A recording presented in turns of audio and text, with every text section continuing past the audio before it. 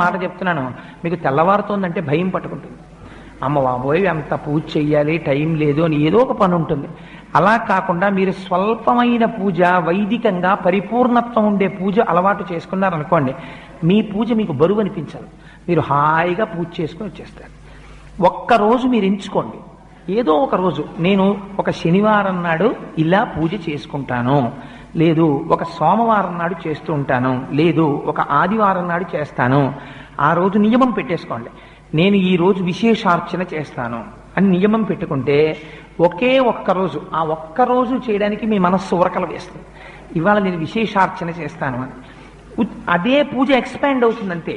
అదే పూజా విధానం, కొత్తగా మీరేం చేయక్కర్లే. కానీ అలా ఎలా పెరుగుతుందో మీకు ఎక్కడికక్కడ చూపిస్తూ ఉపచారములు మనం చేస్తాం శాస్త్రంలో. అవి మీ మనస్సుని తీసుకెళ్లి భగవంతుడి దగ్గర నిలబెట్టడం కోసమని ఉపయోగించాలి.